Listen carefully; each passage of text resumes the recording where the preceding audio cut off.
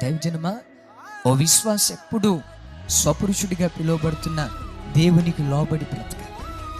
ఓ దైవజనుడు ఎప్పుడు స్వపురుషుడిగా పిలువబడుతున్న దేవునికి లోబడి బ్రతకాలి. అంత మాత్రమేనా? కుటుంబం ఉంది, కుటుంబంలో ఓ భార్య భర్తకి లోబడాలి.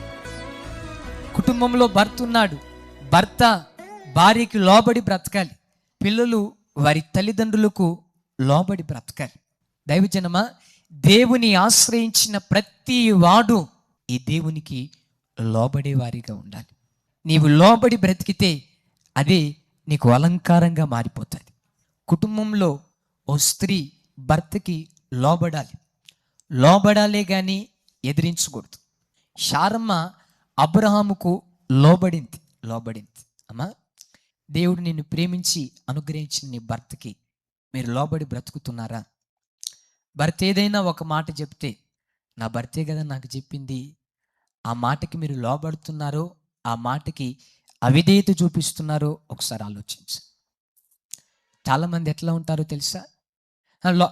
బయటికి మాత్రం అబ్బో భర్త అంటే గడగడ గడగడ వణుకుతారు, కానీ లోపల అవకాశం రాకపోతుందా?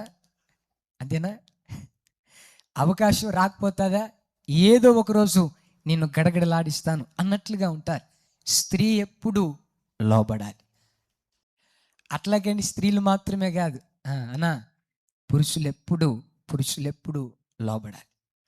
దేవుడు అబ్రహాముతో అన్నాడు, అబ్రహామా, నీ దేశాన్ని విడిచిపెట్టి, నీ బంధువుల ఇంటిని విడిచిపెట్టి, నీ తండ్రి ఇంటి వారందరినీ విడిచిపెట్టి నేను నీకు చూపించు దేశానికి వెళ్ళు అన్నాడు. ఎక్కడికి వెళ్ళాలో దేవుడు చెప్పలేదు, ఏ దేశానికి వెళ్ళాలో దేవుడు చెప్పలేదు, కానీ నేను నీకు చూపించు దేశానికి వెళ్ళు అన్నాడు. దేవుడు తనతో మాట్లాడిన వెంటనే అబ్రహాము ఆ మాటకి లోబడ్డాడు. అబ్రహాము ఆ మాటకి లోబడ్డాడు కనుక విశ్వాసులకు తండ్రిగా దేవుడు అబ్రహామును ఆశీర్వదించాడు. ఒక మాటలో చెప్తా, దేవునికి మనం లోబడాలే కానీ ఎడారిలో మనం అడుగుపెట్టిన ఎడారిని ఏదేనుగా దేవుడు మారుస్తాడు.